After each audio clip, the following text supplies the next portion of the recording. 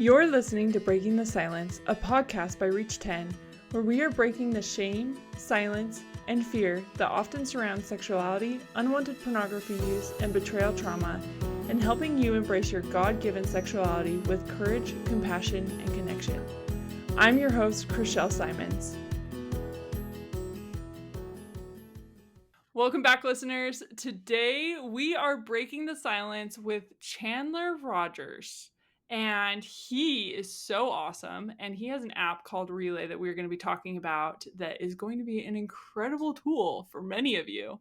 If it isn't already, it should be for you to have in your back pocket, literally, because it's on your phone. It's an app. So we're going to be breaking the silence on that. But we're specifically going to be talking about isolation. And I am stoked about this because we have never talked about this before on the podcast. And isolation is a horrible thing that keeps us stuck and keeps us trapped. And today we're going to talk about how to break free from isolation and how to get rid of it. So not get rid of it, but break free and to no longer be trapped and to get more connection. So without further ado, Chandler, tell us a little bit about yourself. Awesome. I'm excited to get this rolling. Yeah. So you did a great job at, I guess, explaining more or less everything that I'm doing right now. I don't know what else to usually give in an intro. I, for a long time, struggled with pornography myself. And a lot of why we're here talking about the themes of isolation and Relay, the company and the app that we ended up building, is because of the lessons that I learned around isolation. And I could go into my story. Feel free to, cut me off or ask questions, but really it goes back to early days when I was first exposed. I was 14 years old, the oldest of 5 kids. I grew up in a fairly religious household with parents who tried to instill values in us and help us have a desire to be good people. And I felt like, early on, like whatever I set my mind to, I could achieve and do well at. And I wanted to be good. I wanted to be a good person.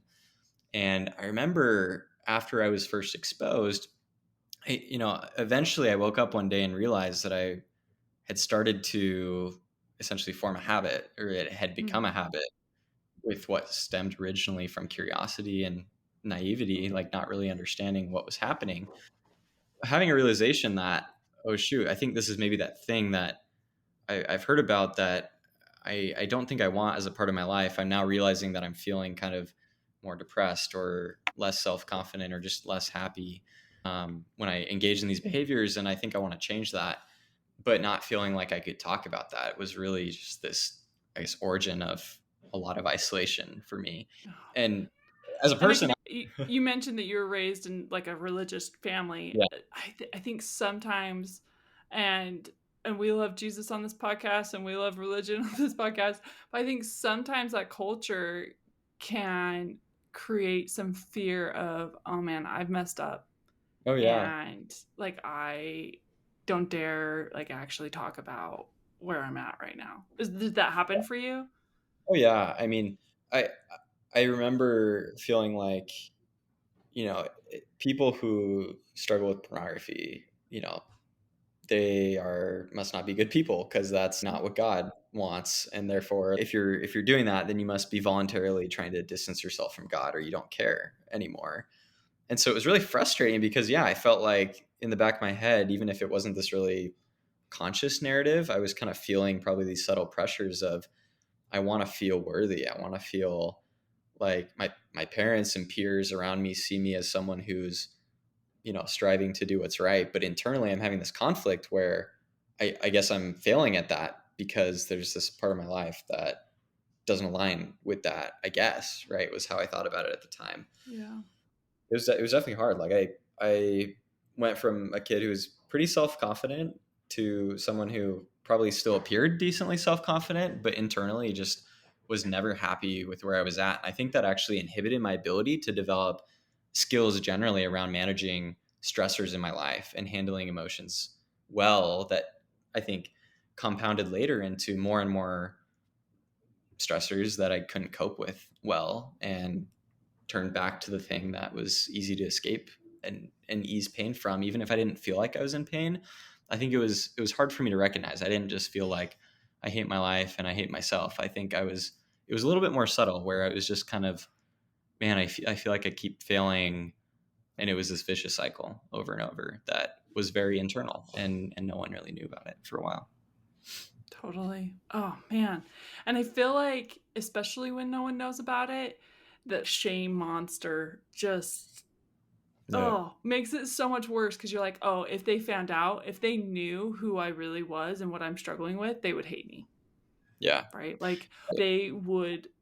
And as you were describing that, I feel like when I was growing up, I believed this narrative of, oh, the people that view pornography are in a basement and they're monsters. Like, Totally. like Yeah. I created this villain that, Basement pedophile monster. Yeah. yeah, totally, Yeah. totally. But the reality is that it's not. And so I can totally see what you're saying, where you're like, I learned to hate myself because I thought that I was that horrible person. Yeah. Like I Yeah. I couldn't be happy with other parts of my life that were going well because this one part wasn't going well enough for me. And it was like I was inhibiting my ability to feel proud or feel successful or even notice areas in which I might have been growing and accomplishing and feeling satisfied, because I was letting this one issue define the overall picture of how happy I felt. And if I felt like things were going well, it was about, are things going well with not using porn? Yeah.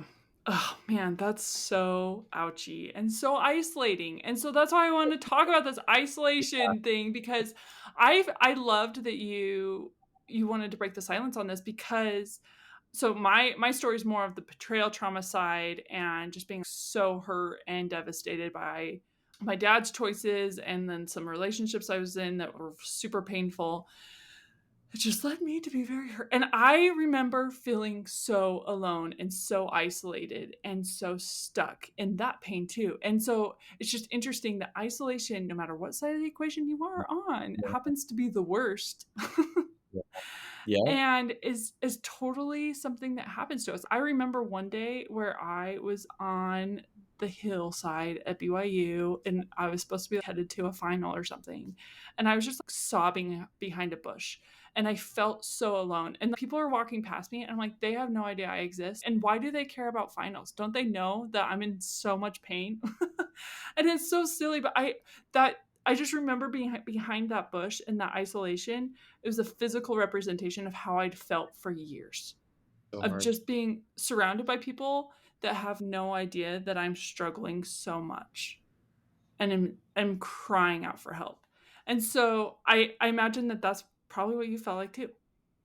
Yeah, totally. And I felt like even though I didn't have my bush, right? Like I felt like I couldn't, or I wasn't in touch with my feelings to really even know or get to that point. Maybe it makes me wonder, because I was probably the one walking by that sidewalk and you didn't know it was me at the time, feeling the same thing, thinking the same thing. Right. But to other people on that sidewalk, I was just wearing a backpack and going to take my final. And it's just crazy to me, because I think as I've been more open about my story, people who I wouldn't have guessed had struggled with this or were feeling so isolated about it have, reached out to me and talked to me. And I'm always reminded, which shouldn't surprise me because I'm on a podcast talking about it and do this for a living now, Yeah. like, but it continues to surprise me. Like, even if it's not pornography, there are so many hard things that everyone's dealing with, Mhm. and our propensity is to keep it in.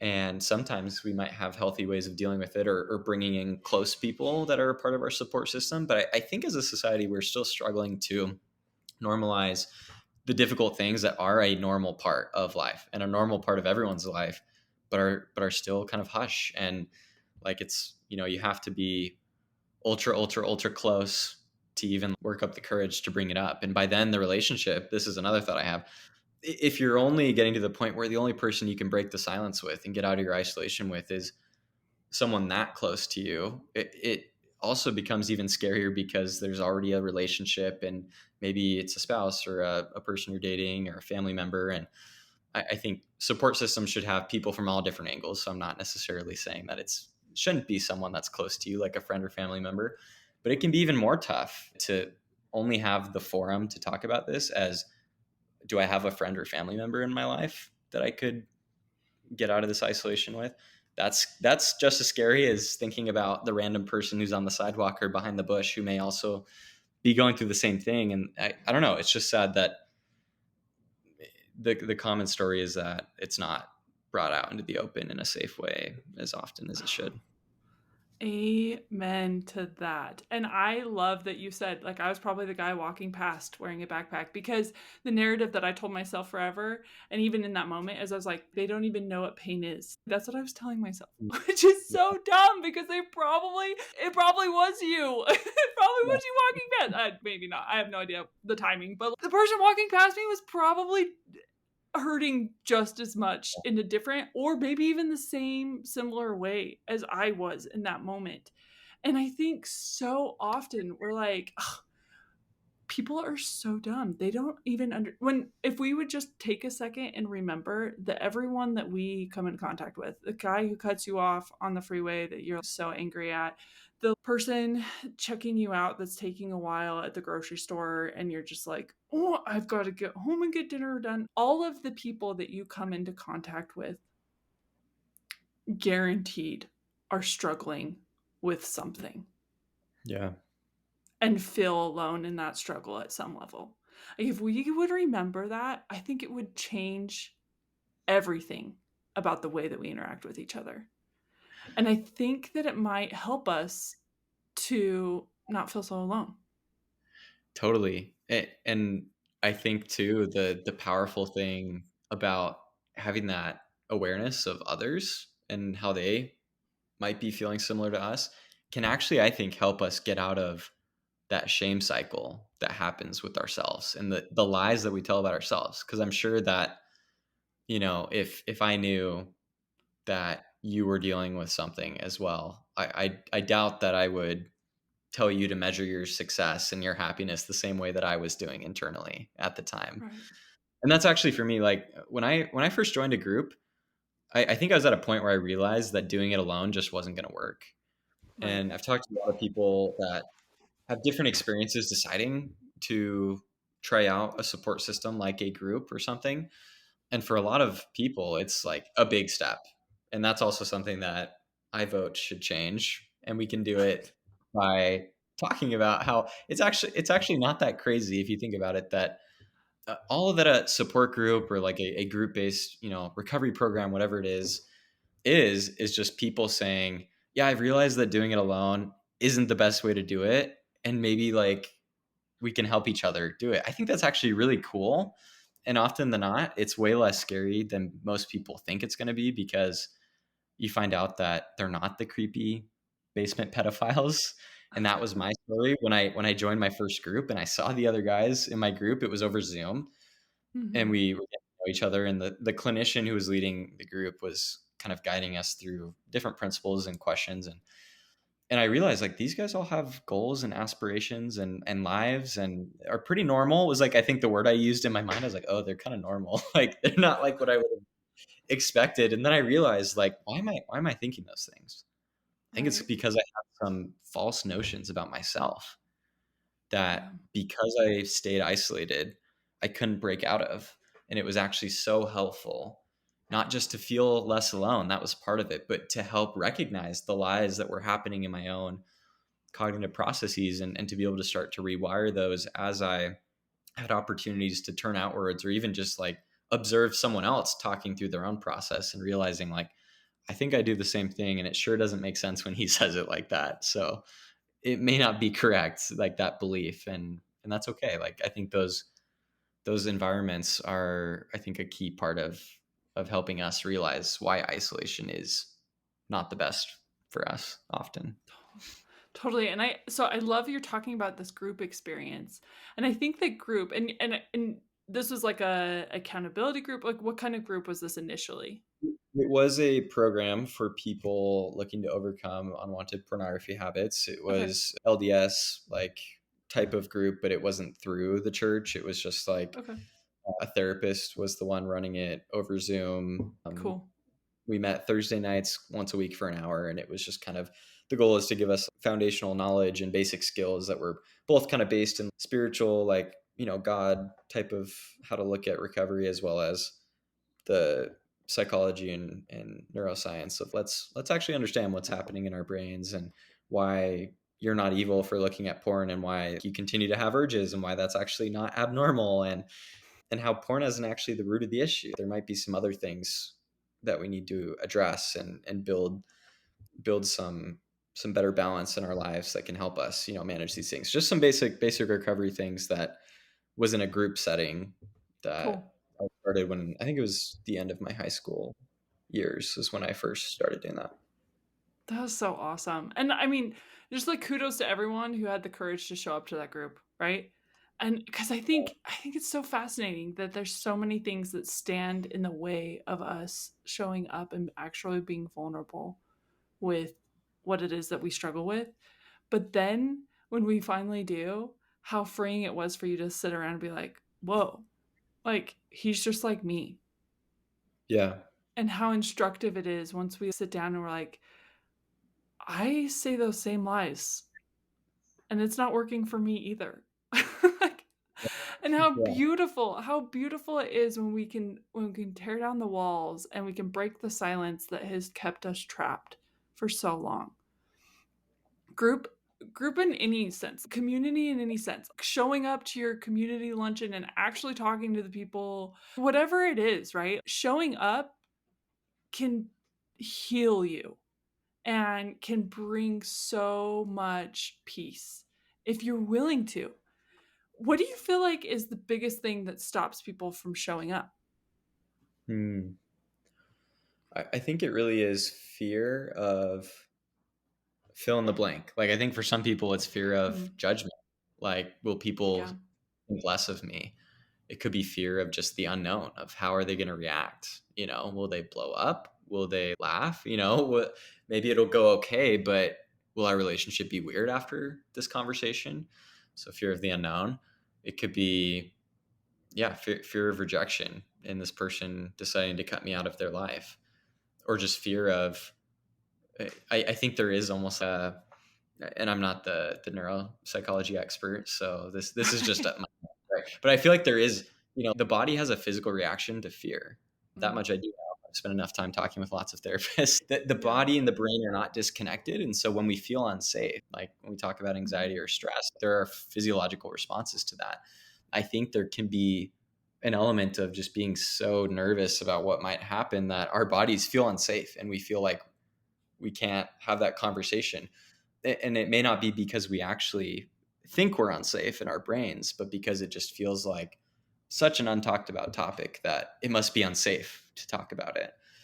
And I Yeah. think that I don't know, like I really think that for most people it gets less scary if someone else has chosen to open up to you about something, and maybe you've already had that experience, and I would invite you to think back to an experience where, has there ever been anyone that you've had a relationship with who has opened up to you about something difficult for them, and even if you felt hurt, or even if it was hard, or even if it did kind of complicate the way that you saw them, or had to process that information, it's probably likely that you didn't just pick up the nearest stone and throw it at them, or decide that that person was completely terrible. I think as humans that we're often more compassionate with others than ourselves. And if Yeah. we, I probably wouldn't excommunicate one of my friends from my life if they told me they were dealing with something hard. So it might be safe for me to go to one of my friends and share with them what I'm going through. And even if they don't do the best job at taking it well, I think also detaching from the expectations of how will the other person that I'm breaking out of isolation with do their part, and just purely think about it as the exercise of you choosing to open up and choose to be less isolated is healing in and of itself. Choosing to Mm, break out of isolation, regardless on how helpful the other person was in receiving it, I think can drastically lower the scariness level, and realize, like, pornography is something hard, but there's a million other hard things that I would say are like, hard things are hard things. Like, that's one thing that me and my wife talk about a lot. She's told me, I'm grateful that we've learned how to work through this topic early on in our relationship, because we're going to have other trials, and like, why do we think that one trial is necessarily more threatening than another, just because maybe we have these subconscious beliefs about, I don't know, from religion or certain things, that some sins are worse than others. And I'm not saying that's not true, but I think that trials are trials. Pain is pain. Like, I think that's so profound. It's like all humans have it. All Yes. humans have it. We need to be more gentle with others, and as we're more gentle with ourselves, we'll realize that Mhm. bringing others into the equation is no different, because they're like, I have pain too, and I think that Yeah. was actually helpful for bringing my wife into the picture when I first opened up to her. We'll have to hear her perspective another episode. She couldn't make it Yeah. tonight, but I think not just dropping the news on her and breaking out of isolation by telling her, hey, I've got a problem, and just letting her deal with it, but instead sharing with her my journey in terms of what I've learned, what's been hard about it, and why I never actually really wanted this in my life whatsoever, how I've approached healing, the things that I feel like I've really developed and grown throughout the process, and what I'm still learning and what I still need to figure out. So I think she really found it helpful in realizing that I wasn't just opening my mouth to say, hey, I'm struggling, but I was actually wanting her to understand what it's been like, because I think she was able to have way more empathy, and it wasn't just like a big bomb. It was still Yeah. hard, right? But it was a conversation, not a, hey, can I just blurt out this hard thing? Yeah. No, that's so beautiful. And I think you highlighted a couple of things that I think are really profound. And one of those is that um when we really get to know someone's story, and we really understand who they are and what they've gone through, I think all we feel and see and experience is compassion, really. And I think in the world that we live in, that's not often our first response, because we think we see someone's comment or someone's post or someone's story, and we're like, oh, I now know everything about you, and we jump to 10,000 conclusions, and we feel we know everything, when I think it's so important to remember that there's so much more to each one of us than one isolated event or one Yeah, isolated struggle or one isolated comment, right? totally. Yeah, I think it does get easier to stop isolating ourselves so much when we almost care a little bit less about trying to fix this one problem. I made a lot more progress when I started to learn how to accept that I was enjoying and having success and growth in other areas of life while I was still figuring out this problem over here. And that it wasn't that this problem over here had to be solved before I could really fully enjoy everything else that was going on in my life. And it didn't mean that I didn't care anymore. I think Yeah. that's maybe a tricky balance sometimes for people, but it wasn't apathy. It wasn't that I was just like, don't care if I mess up. It was like, I'm not a screw up, and my life doesn't suck if I'm struggling, or it's taking years, to figure out how to heal from this unwanted habit. Yeah. And I think that level of empathy actually made it way less scary to be like, well, if I'm not defining my entire self-worth about it, it's not that huge of a deal to open up to a person if I feel relatively safe about it. Even if they might feel like it's a big deal. I've learned my relationship with this is it doesn't need to be such a big, ooh, Chandler has struggled with this before. It's like, yeah, I have, and a lot of people have too, and that's okay. I've learned a lot from this. I'm actually feel like I'm a way better person because I've chosen to tackle this, and I'm not perfect, and that's okay. And so when I think about it that way, just that little role play I just did, you can almost feel how it's a little bit more casual, but it's not apathetic. And I feel like Right. developing that type of mindset, it's going to look different for everyone, I think can make it easier to find ways to get connected. And that's really the antidote. We talk about getting out of isolation. We should also mention connection is really what we're talking about, and having these real vulnerable opportunities to build connection. Totally. Oh, I love that. As you were describing that, it reminded me of when I used to work in a rehab for specifically for drugs and alcohol. And something I so admired about that community and about so many of the people that came through our program is that they were so willing to own every part of them and to Mm, own the part of them that struggled. yeah. And that's something that they do in AA. They say their name and they say, and I'm alcoholic, you know. Mhm. And I think that that can be taken to an extreme that cannot be helpful.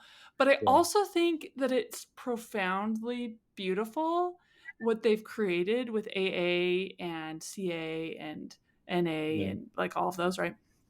It's profoundly beautiful because people are willing to own who they are, and they also know that they're going to be loved and accepted in that group, right? And I feel like there needs to be a PA like pornography anonymous, like, and then I learned about Relay, and oh my gosh, that's what this is so great. Your app that you've created is so awesome because what you've done is you've created an app where you know you can show up and everyone on there knows what it's been like, has been there, and is with you in the trenches. And that's what AA is. You show up to a meeting and you know that everyone's going to be so stoked you're there. You know, they're going to be like, and how many years or how many days or how many hours do you have under your belt? I'm with you, right? And it's like the coolest community that they have. And that's what you've created with Relay. And I love it. And I am here for it. And I am the biggest fan because we all need a space where you can show up and people are just there to help you, and you Totally. know that they're there to help you. Okay, so enough of me giving the preview. Tell me about Relay and tell me what it is. Well, I think you did a great job. I mean, the phrase in the trenches was actually one of the very first things that we had talked about with Relay is how can we make it easier for people that are in the trenches? You're in this trench way over there, actually fighting the same battle and thinking about the same thing. And I'm over here in my trench, but my trench is one person. How do we make this trench like we're all side by side and moving in the same direction together? If we're in the same trench together, we can probably, if we're digging the trench, I'm just assuming we're digging, we could probably dig faster than if we're all digging our own individual holes or if we're trying to get out of the hole. Yes. There's I an think there's a lot analogy. of truth to that. But yeah, I mean, really with Relay, it's an app that's designed to be the tool that helps people do recovery smarter, largely by breaking isolation, making it easy to have effective accountability and meaningful connection with others in the same boat. So we essentially what we do is if you don't have a group already, you can come in and we will match you with 7 or 8 other people who are in the same boat working on overcoming pornography or whatever it is. We have other groups now for eating disorders, for alcohol, for smoking. But if you're here and I'm here to overcome pornography, it'll match you with a group, people of, roughly similar demographic and goals. And what we do is we allow you to stay as anonymous as you want. So there's no in-person meetings or Zoom meetings. We're trying to find this balance of being really approachable for people who want a way to essentially start out and not have that scariness factor coming from a place of isolation. So you can put your real name if you want, but Yeah. you can also, choose a pseudonym, something that isn't your real name. You don't have to put a real profile picture. So it's all asynchronous where 7 days a week through the chat based group section of the platform, the app will essentially help our group find ways to stay connected and be accountable by sharing different ideas, having different guided conversation prompts. We're actually working on adding a bunch of new content modules that groups can work on together, almost like whenever you have 10 minutes, you can go through a mini lesson and then have some discussion with that just over chat with your group. But the real goal is we want to make it easier to have a support system 7 days a week with people who understand, who are in the same boat. I love this. I love this. I love this. I love because so like my friends would come home from group or we'd come back from group and they'd be like, "Oh man, I felt so Oh good yeah, at you're on group." the And then high. like the next week like super struggling, right? I'm like, "I wish we could like help you have." Originally, I was just thinking about people who were already in groups. It wasn't for people who were too scared to get a group, which is the larger majority of people. It's if you already have a group. This is how I felt. Yeah, I'm on a high, just like you just said. The other 6 days of the week, I slump back to my lazy habits, or it's just tough to stay connected when you're not in the same room. Mhm. And we would try different chat platforms and make our own systems. For every night, we're gonna text these 3 things, and it would always fizzle out, and it was frustrating because I knew that we were missing out on helping each other be successful. And yeah, I don't think it needs to be that way. That was the vision from the beginning: is what if a tool made it easier to help each other, to share the load so that we all are able to progress more effectively? Whether you have a group or not already, like if you just want more than the group you already have, or if you, this is your very first thing, it's designed for you. I love this. I love this because it's a safe space. It's a safe space for you to come any and all of the time to connect, to actually connect with Yeah. people. And I think that that is so cool. And I think it's something that we're searching for. That's why we like love Instagram. We like somehow Or we feel want like we're connection. connected when we're actually not. Yep. Right. But we want that. Like, and Instagram's just one example, like Be Real, Yeah. TikTok, Facebook, fill in the blank, right? Like we want to feel successful. We want to feel connected. We want to be understood. We want all of those things. We want to be heard. And Relay, you've created that space specifically for people who are working together towards a common goal. And I love that. Well, Love that. I just feel like it's something that I wish I had. Like that's really why we started working on it, is even once I found a group, which that took way too long. Going going to a group also gave me the image of it's probably in the basement of a church, with a bunch of old dudes, and it's scary, because I'm just this teenager, young adult or whatever.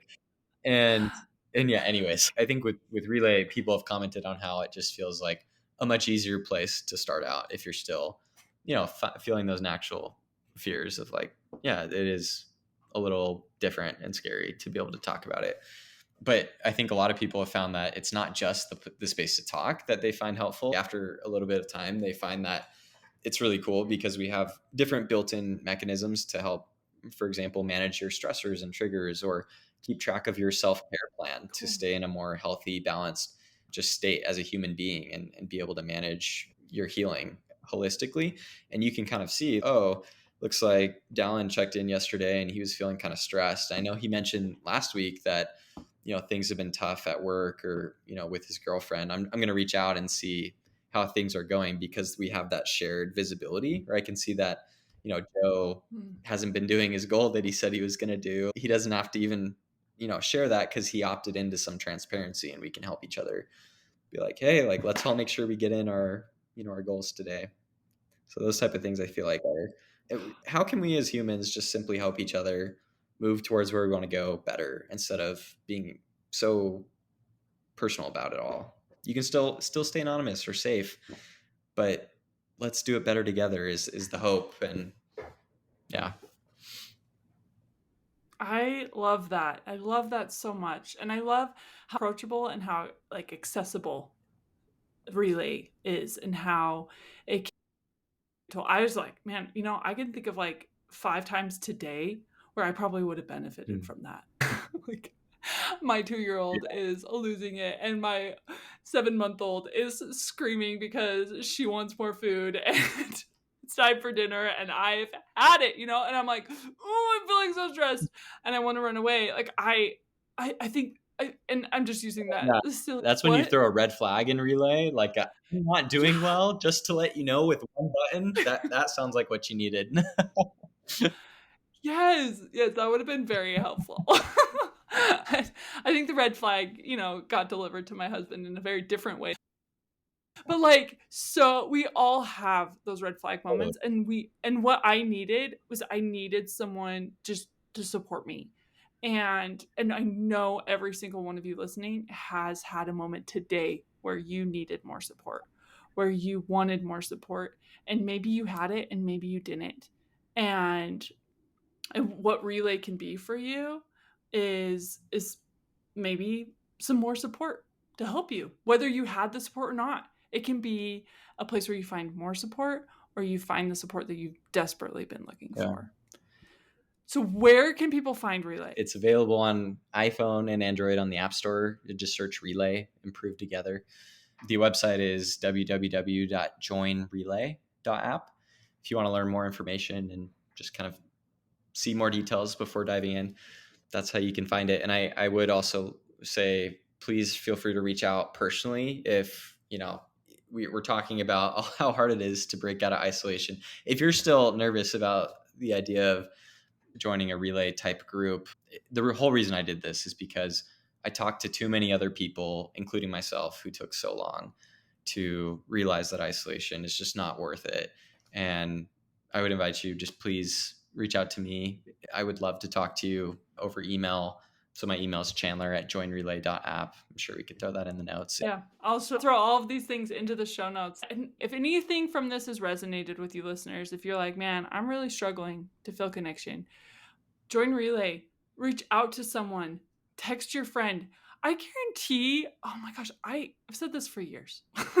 And I do this and it helps me. But I'm like, man, if I'm really struggling, I'm like, who do I know? And I just try to pause and think for a second, who do I know who's also struggling? Yeah. And literally every time I do that, I think of at least 3 people that I can right then reach out and just be like, hey, how are you? It fills my cup to reach out and connect with them.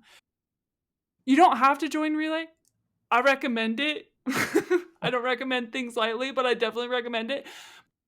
Take the time to reach out. Take the time to connect. Yeah. Take the time to and the courage to take action and break free of the isolation that you're feeling, because it is so worth it. Remember, the person walking past you wearing the backpack that looks like they're having the best day of their life and they just got an A on their final probably is struggling. Yeah. When you're sitting behind that bush losing it like I was. They probably were. And I wish, that probably wasn't the time. Like I was so blotchy and red and sobbing. But I wish that in that moment I would have remembered that I wasn't alone, even though I felt so alone. And that's what I remembered months later when I started coming out of it and when I had the courage to tell more people and ask for more help. And that's why I was so excited to have this conversation with you, Chandler, because everyone needs this. Yeah, we have to help change how our norm is as a society. The norm is to keep it in. And I love the tip of, maybe if we're not ready to just connect in terms of talking about what we're dealing with, thinking of how we can help someone around us and asking them, creating a space for them to be vulnerable with us, can bring us some of that connection and bring us courage to be vulnerable too.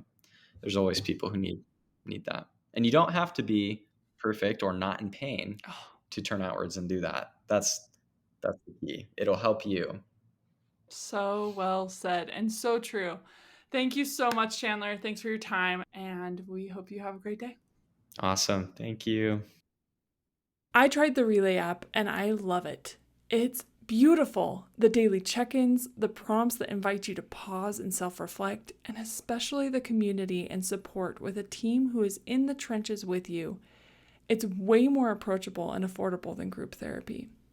I'm thrilled to launch our first ever sponsorship with Relay because this app is the perfect place for you to find the support you so desperately want. If you are ready to break the silence and find your own support group, use the link in the show notes to sign up for Relay. Plus, by using our link, you are directly supporting this podcast and helping us to continue to break the silence. Also included in the show notes is Chandler's email if you want to reach out to him directly, and a link to share your questions, comments, and story with us. Keep breaking the silence, my friend. You are not alone. Thank you for listening to Breaking the Silence by Reach 10. Break the silence and help us create a culture of courage and compassion by sharing what you learned today with someone you love. Help us reach more people by rating and reviewing us on iTunes or liking and leaving a comment on YouTube. Be sure to subscribe so you don't miss any episodes. Reach 10 is a nonprofit. You can help support this podcast by donating on our website and following us on social media. We share these views to open the dialogue and educate on these tough issues and to create a healthier culture of sexuality. The opinions and views shared by the host or guests do not constitute as professional advice or services and do not necessarily reflect the views of Reach 10. We do not guarantee the accuracy of any statements you hear. Reach 10 is not responsible for your use of information heard in this podcast. We keep learning and invite you to join us as we build a more open, compassionate, and courageous culture. Keep breaking the silence.